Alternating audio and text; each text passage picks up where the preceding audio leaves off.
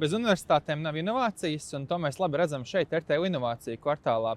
Jo foršākajās vietās, kur radīt jaunus produktus, satiekas 4 partneri, kas ir universitāte, valsts, iedzīvotāji, kur blakus ir ēkas, un uzņēmēji. Un tad tieši man aiz muguras arī var redzēt laba 2.0 skulptūru, kas ir radīta sadarbībā ar vairākiem uzņēmumiem, tā izskaitā Sakrat, kas ražo šo cementa maisījumu. Inovāciju kvartālos ļoti svarīgi arī savienojumi. Tie ir savienojumi starp cilvēkiem, savienojumi starp organizācijām un arī dažkārt savienojumi starp ēkām. Un šeit mēs varam redzēt, ka Ķīpseles inovāciju pilsētiņā mēs varam izstaigāt visu šo kampusu teritoriju ar sausām kājām, ejot caur šiem tiltiem. Tāpat laikā, protams, arī mēs varam iziet laukā, aiziet tālāk, tik līdz Ķīpseles izstāžu zālei, aiziet līdz Daugavai vai gluži vienkārši sēdēt parkā un mēģināt radīt kādu jaunu ideju kopā ar pārējiem partneriem. Radošumam un inovācijām ļoti svarīgas ir pēkšņas nejaušas satikšanās. Un šajā iekšpagalmā mēs varam redzēt, piemēram, šeit ir 3D betona drukas laboratorija, kur tiek ražoti šie drukas elementi, ko liek kopā skulptūrās un āra elementos. Un tur ir zinātnes inovāciju centrs, kurš pa logu redz to, kā šis notiek. Un studenti, kur iet uz nodarbībām, iet garām abām šīm vietām un gluži nejauši var redzēt, ka kaut kas notiek un uzreiz iesaistīties.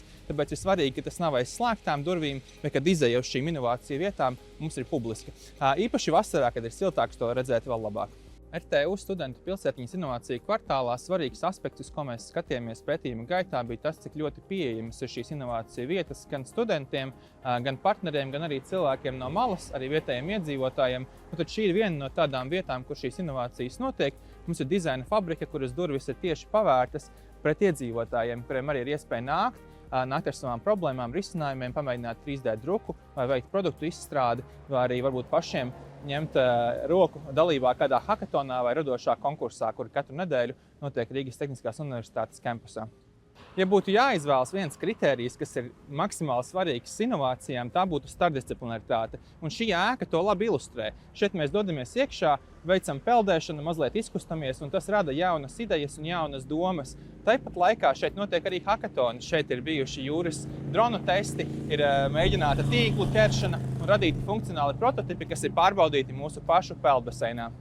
Kaut arī ārā ir ziema, mēs vēl joprojām redzam, ka daudzi mācību spēki un studenti uz studijām dodas ar riteni, un tas ir tas, ko mēs mēģinām veicināt inovāciju kvartālos, ka tiek piedāvāti vairāki mobilitātes veidi, kas tiek pielāgoti gan transportam, gan atpūtai.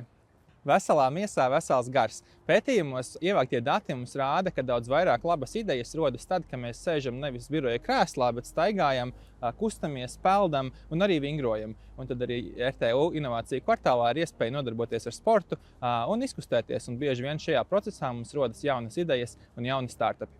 Apkopojot labākos piemērus pasaulē, tā skaitā Alto kampusā, mēs redzējām to, ka vienmēr centrā ir students. Arī RTU studentu pilsētiņā mums centrā ir studentu parlaments, kur parasti rodas šīs idejas un komandas. Jo idejas nav tehnoloģijas, idejas ir cilvēki. Tāpēc vienmēr aicinām jūs Rīgas Tehniskajā universitātē, nākat šeit, nākat pie mums un meklēsim kopīgi jaunus produktus un iespējas attīstībai.